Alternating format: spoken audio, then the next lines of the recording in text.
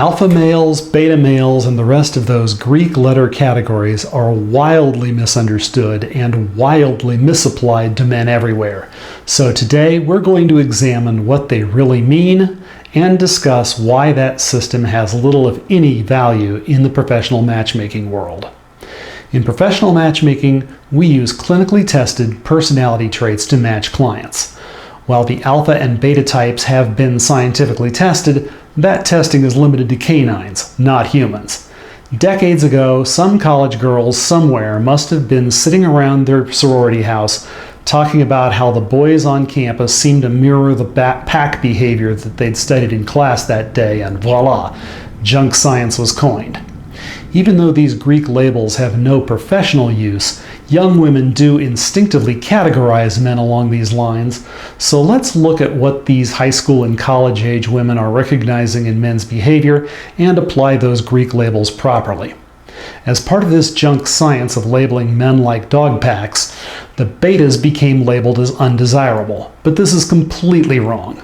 Society can't function without betas. All the steady, reliable men in society are betas. They go to work every day, raise families, and volunteer in the community. They are the conscientious men that most grown-up women desire. It's typically the very young, socially inexperienced women who find the nice guy betas to be dull. The ability or inability to be a leader is the most obvious part of the Greek system.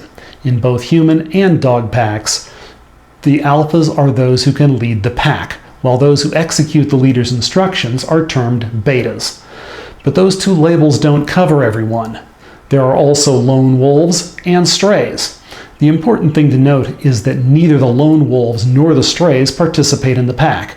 They are not part of the community. Before we label those, let's develop a diagram so we're sure we all understand the relationships involved.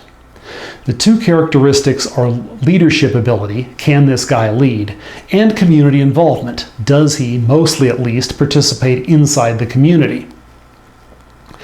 This chart shows both the alpha and beta on the left, because both those groups are involved in the community. The two new Greek letters are sigma on the top right and omega on the bottom right. They are the two groups who are not in the community. They are the outsiders.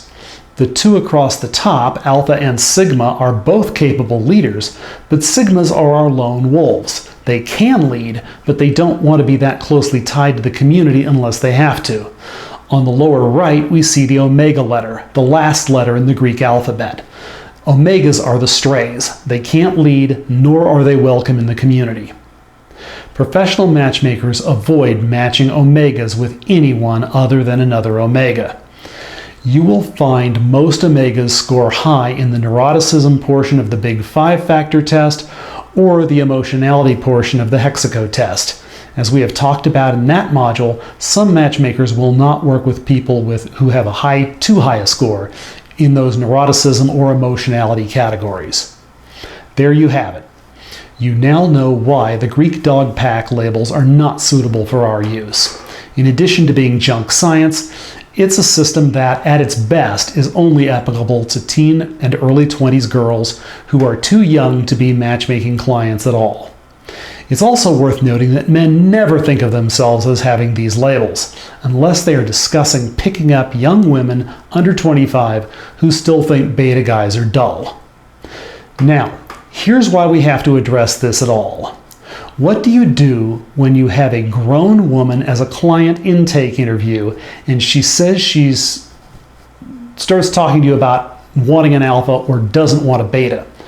Well, first, she's probably not as mature as her age would lead you to believe. Ask more questions to figure out what she finds appealing. Ask her how her past relationships have gone in terms of bad boys versus good guys. Some women are hooked on bad boys and will use the term alpha to define a gang leader. It may be code for a submissive seeking a dominant. Ask her if that's what she means. If all else fails, explain all four types as we did here, then ask her what appeals to her. Hopefully, she'll tell you she's trying to avoid an omega.